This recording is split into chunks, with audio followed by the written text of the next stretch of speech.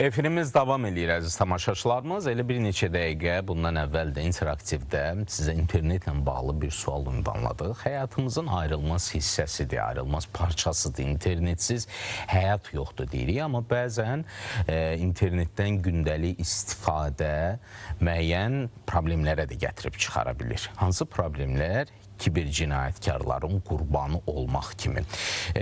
Son illərdə ümumiyyətlə ölkəmizdə, eyni zamanda dünyada kiber təhlükəsizliklə bağlı bir çox məsələlər mövzu olaraq danışılır və bu təhlükəsizliyi daha da artırmaq üçün bir çox işlər görülür.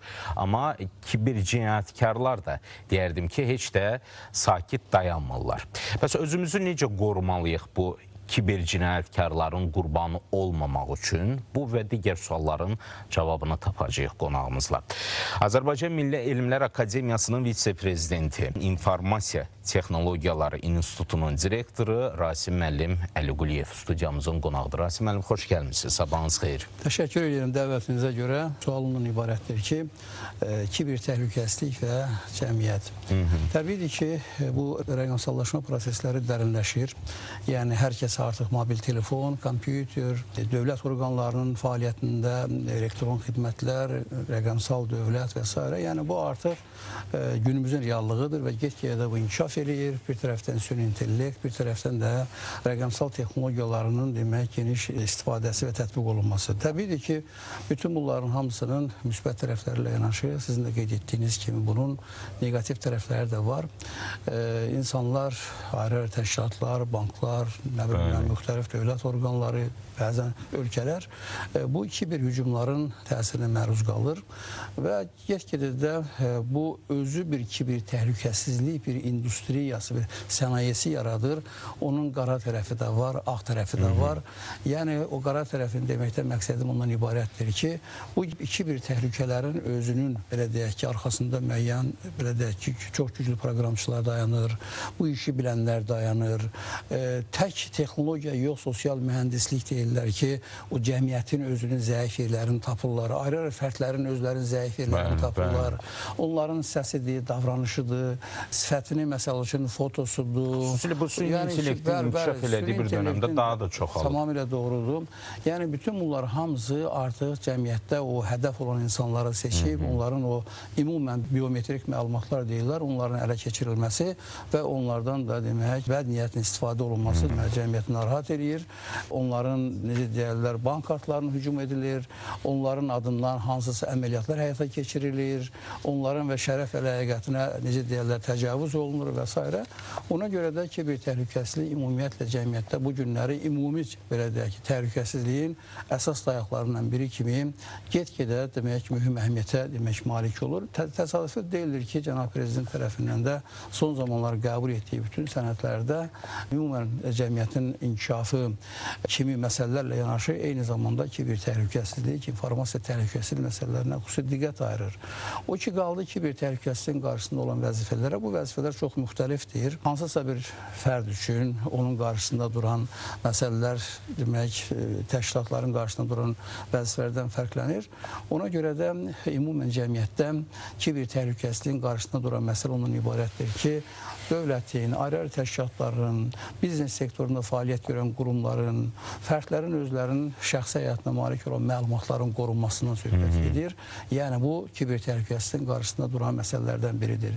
Digər tərəfdən də hansısa məlumatın dövlət orqanlarıdır və yaxud da hansısa təşkilat tərəfindən təqdim olunan məlumatların üzərində saxtalaşdırma işlərin həyata keçirilməsinə qarşı tədbirlərdir. Bu, onun ikinci vəzifəsi kimi qəbul olunur. Üçüncü vəzifəsi ondan ibarətdir ki, bu informasiya əgər açıqdırsa, bundan istifadə etmək müəyyən ya ayrı-ayrı qrup üçün və yaxud da ki, cəmiyyət üçün açıq məlumatdırsa, bu artıq informasiya azadlığı məsələsini aktuallaşdırır. Yəni, bütün bunların hamısı demək, toplum olaraq kiber təhlükəsizliyin əsas qarşısında duran hədəflərdir. Digər tərəfdən də son zamanlar görürsünüz ki, informasiyanın özünün məzmunu ilə uşaqlara, körpələrə, cəmiyyətdə dezinformasiyalar yaymaq, nə bilim mən, belə belə deyək ki, informasiya müharibəsi səviyyəsinə qədər deyək ki, hansısa bir ölkəni, hansısa nə bilim mən, hansısa bir cəmiyyəti hədəf götürüb, demək bu dezinformasiyaları yaymaq, belə deyək də ideoloji istiqamətli iş aparmaq, insanların beyinlərin yuyulması, cəmiyyətdə mövcud olan o dəyərlərə, necə deyərlər, hücum edilməsi, tarixi şəxsiyyətlərdir, hal-hazırda yaşayan məsəl üçün nüfuzlu insanlara qarşı belə məsələlər də demək ki, bir təhlükəsizliyin qarşısında duran vəzifələrdən biridir. Ona görə də bax, bütün bunlar hamısı belə deyək də, məqsəd burada həm dövlətin özünün fəaliyyətini, yəni konstitusiyon vəzifələrin həyata keçirilməsini təmin etməkdir. Digər tərəfdən də bəşəri dəyərlər olan insan hüquqlarının təmin olunmasıdır. Çünki insan hüquqları bu belə bir məsələdir ki, bütün inkişaf etmiş ölkələr həmin o hüquqların təmin olunması üçün müəyyən işlər aparırlar. Yeri gəlmişkən bu yaxınlarda Azərbaycan Respublikasının insan hüquqları üzrə müvəkkili Ombudsman tərəfindən təşkil olunmuş dünyanın aparıcı ölkələrinin nümayəndələri, ombudsmanlar Azərbaycana toplaşmışdı. Bax, bu süni intellektin bax, bu meydana gəldiyi bir şəraitdə insan hüquqlarına olan onların demək bəzi negativ məsələlər var ki, artıq dünyanı narahat eləyir. Bununla bağlı əl-ələ verib nəsə etmək, bu kimi əməllərlə mübarizə aparmaq, lazım gələrsə o məsələlərə yenidən baxmaq, o istiqamətdə müəyyən tədbirlər görmək, bu tədbirlər texnoloji aspektdə də ola bilər, beynəlxalq hüquq aspektində də ola bilər. Yəni bu proseslərin tənzimlənməsinə ehtiyac vardır. Ona görə də kiber təhlükəsizlik məsələsi bir belə deyək ki, spesifik məsələ deyil artıq. Cəmiyyətin bütün sferalarını, bütün insanları, bütün qurumları demək dediyim istiqamətlərdə o məqsədlərə çatmaq üçün müəyyən işlərin görülməsidir. Ona görə ölkəmizdə də bununla bağlı artıq konkret dövlət siyasəti vardır. Qeyd etdiyim kimi dövlət başçısı tərəfindən rəqəmsal dövlətin formalaşması, onun arxitektur dayaqları deyirlər ki, həm onun şəbəkə infrastrukturu, internet xidmətlərinin yüksək səviyyədə olması, eyni zamanda bu günləri insanları və ümumiyyətlə dövlətin özünü də narahat edən məsələlərdən biri bu datalar deyirlər. Bütün hər yerdə datalar ortaya çıxır. İnsan fəaliyyətindən, dövlət qurumlarının fəaliyyətindən, biznes sektordan və s. və s. Bütün bunların hamısı bu datalarla davranmaq, dataları dövlətin maraqlarına, cəmiyyətin maraqlarına, insan hüquqlarının tələblərinə uyğun olaraq onun idarə olunması, onun saxlanması, etibarlı saxlanması bu bunun bir tərəfidir. İkinci tərəfi isə o datalardan süni intellekt texnologiyalarının köməyi ilə faydalı biliklərin əldə olunması, yəni o datalar bir xam formadadır, ilkin formadadır. Onları emal etməklə dövlətin idarə olunması naminə, ümumiyyətlə hansısa qərarların qəbul edilməsi naminə həmin o süni intellekt texnologiyaların tətbiqi ilə müəyyən faydalı biliklər əldə etmək, qərar qəbul etmək, proqnozlar vermək, təhlillər aparmaq, zəif məqamları aşkarlamaq, riskləri necə deyərlər müəyyənləşdirmək, onları idarə etmək, nəticə etibarı ilə həmin o datalardan faydalı istifadə etmək. Digər tərəfdən də bunun yenə də qeyd etdiyim ki, insanların fərdi həyatı var, onların qorunması, yeri gəlmişkən Cənab Prezident tərəfindən son fərmanlarından biri ölkəmizdə Milli Kiber Təhlükəsizlik Agentliyi yaradılması idi. Bu agentliyin də yaradılmasının əsas məqsədlərdən biri də elə bax, həmin o fərdi məlumatların insanlara mənsub olan. Çünki insanlar cəmiyyətdə müxtəlif qurumlarla fəaliyyətdə olur, xidmətlərdən istifadə edir, marketlərə gedib hansısa alış-veriş edirlər. Bütün bunlar hamısı fərdi məlumatları, izləri qalır, onların necə deyərlər, qorunmasının təmin olunması, onları bir ölkədə institusional səviyyədə onların necə deyərlər, nəzarətdə olunması, onların qorunması, insanların həyatına müdaxilələrə qarşı tədbirlərin görülməsi, yəni demək istəyirəm ki, bax bu kiber təhlükəsizliyin qarşısında duran vəzifələr çox genişdir. Rasim mənim, dövlət tərəfindən kifayət qədər işlər görülür, sərəncamlar imzalanır və müxtəlif orqanları qeyd etdiyiniz kimi qurumlarda bu kiber təhlükəsizliyi ilə bağlı xüsusi xidmət də mövcuddur və qeyd eləyək ki, xüsusi xidmət orqanları da bax, kiber cinayətkarlığa qarşı tez-tez tədbirlər görür, bunun şahidi oluruq. Amma düşünürəm, fərd olaraq üzərimizə düşən bir neçə məqam var, bir neçə məsuliyyət var. Bunlara da ciddi riayət eləməliyik. Bəzən qeyd eləyək, hər birimizin mobil telefonuna müxtəlif mesajlar gəlir, linklər gəlir, diqqət çəkən, maraq çəkən ki, görəsən bu nədir? Bəzən hədə-qorxu kimi və yaxud da ki, kiminsə ailə üzvünün hər hansı bir çətin vəziyyətdə olduğu bir məlumatı saxta olaraq göndərirlər ki, o linkə daxil olsun. Bu və digər formada nə etməliyik, necə ayıraq doğru informasiyanı burada bilirsiniz necədir? Qeyd etdiyim kimi kiber təhlükəsizliyini əhatə etdiyi məsələlər çox genişdir. Və buradan bir vəzifə bölgüsü anlayışı var ki, vətəndaşında bir vəzifəsi olmalıdır bu istiqamətdə hansı addımlar atmaq, öz kompüterini, öz mobil telefonunu minimal şəkildə o kiber təhlükələrlə qarşı mübarizə aparmaq üçün müəyyən tətbiqlər var. Bunları demək hər bir vətəndaş artıq bacarmalıdır. Məhz buna görə də Cənab Prezidentin tərəfindən qəbul edilmiş bütün sənədlərdə o vətəndaşların bax bu texnologiyalara, bu təhlükələrə, bu kiber təhlükəsizlik mədəniyyətinə hazırlanması üçün müəyyən işlər görülməlidir. İndi məktəblərdə, ali məktəblərdə bu istiqamətdə Elm və Təhsil Nazirliyi tərəfindən müəyyən formal o təhsilin müəyyən bir hissəsi demək bununla bağlı biliklərdir. Amma kütləvi olaraq vətəndaşlara bu biliklərin aşılanması üçün, maarifləndirilməsi üçün ümumən rəqəmsal savadlıq deyilən məfhum var ki, onun özünün əsas dayaqlarından biri də əgər rəqəmsal məsələ üçün vərdişlərdir, kompüterdə işləmək bacarıqdır, hansısa müəyyən proseslərin özü idarə olunmasıdır, eyni zamanda da həmin o kiber təhlükələri ümumiyyətlə nədir, onlar necə reallaşır, onların davranışı necədir, sizin qeyd etdiyiniz kimi müxtəlif üsullardan istifadə edib vətəndaşların ya körpə uşaqların və yaxud da xanımların və yaxud da ki, hansısa sosial qrupların özlərinin psixologiyasını əvvəldən öyrənməklə, o sosial mühəndislik deyirlər ona, onu öyrənməklə hansı üsullardan istifadə edib onları tora salmaq, qarmağa salmaq, onların əlində olan hansısa məlumatları əldə etmək, bank kartları olsun və digər hansısa həssas məlumatlar olsun, bunların əldə olunmasından başlayaraq təşkilatlarda artıq cəmiyyətin özünün bir kiber təhlükəsizlik ekosistemi formalaşır.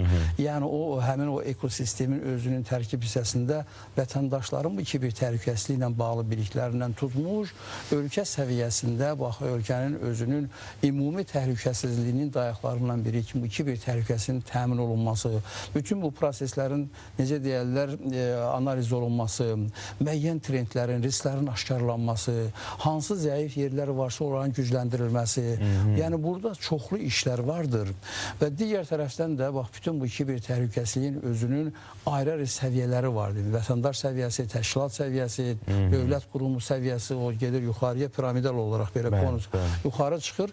Yəni hər kəsin özünün, hər bir səviyyənin özünün vəzifələri vardır.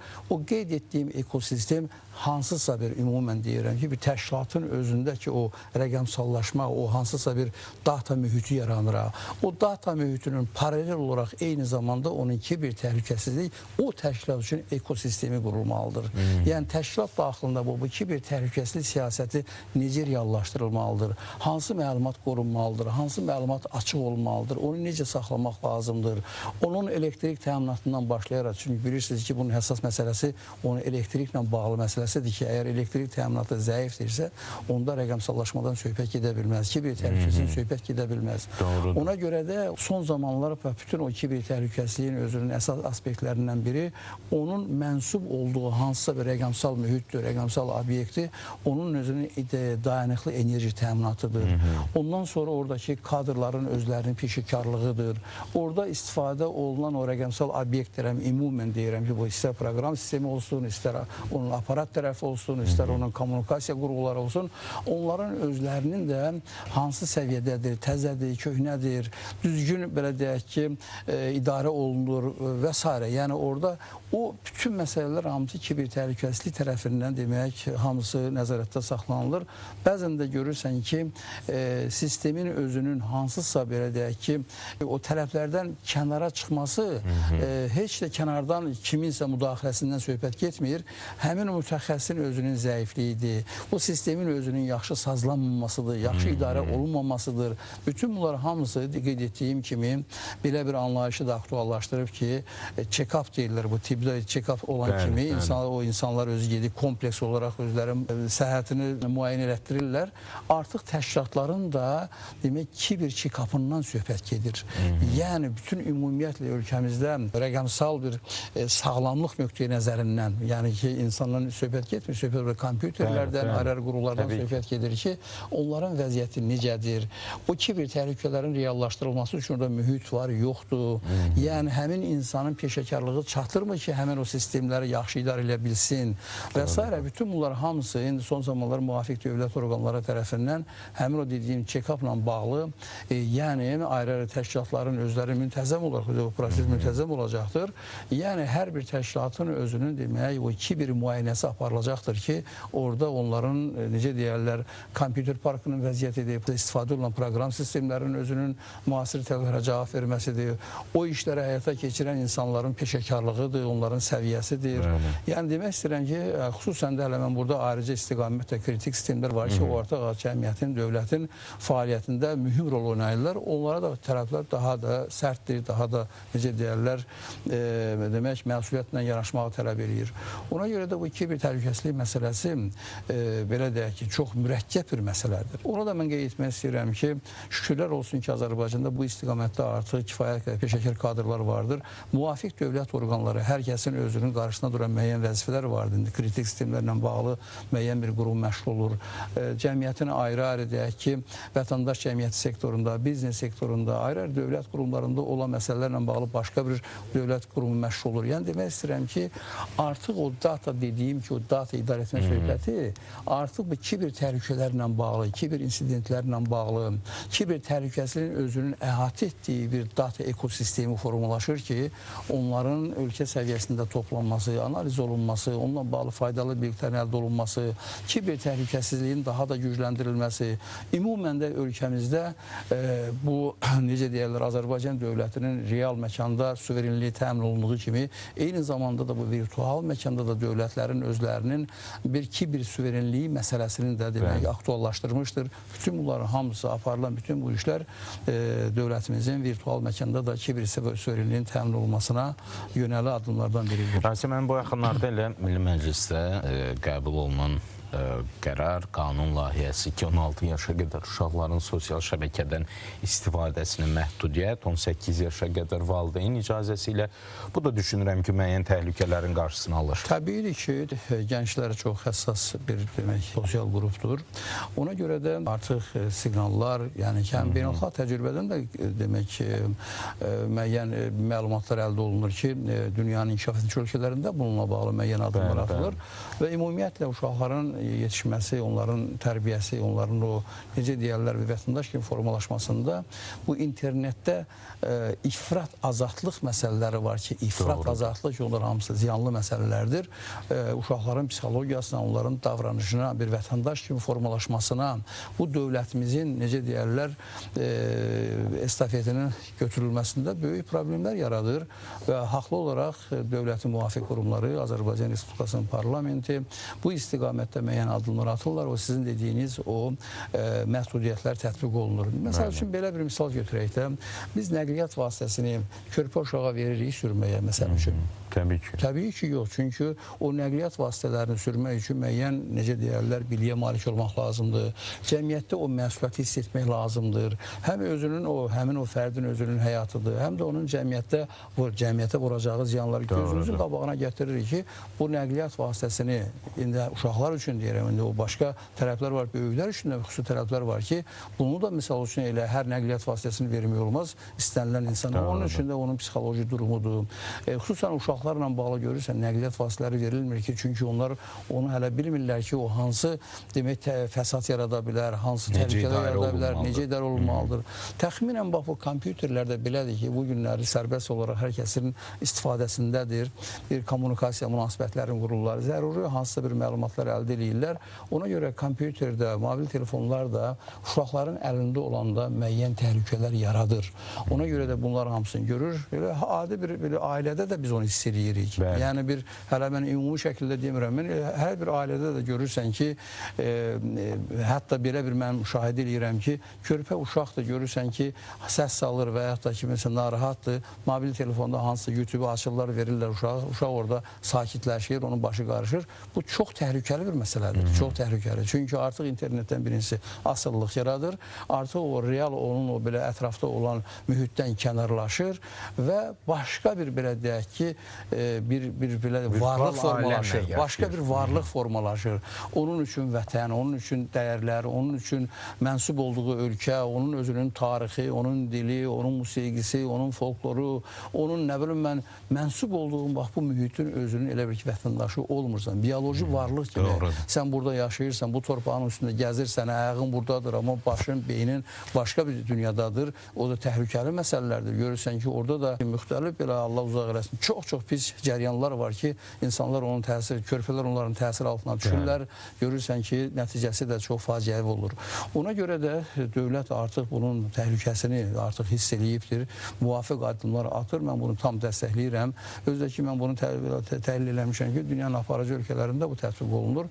Çünki bu uşaqların internetdən qorunması ilə bağlı tək o qadağadan söhbət getmir. Tək o qadağadan söhbət getmir. Burada başqa bir istiqamətdə var ki, o uşaqlara o qadağanın hansı alternativini vermək lazımdır ki, cəmiyyətin tərəflərinə, ölkənin tərəflərinə uyğun olsun və faydalı bir istiqamətdə o formalaşsın.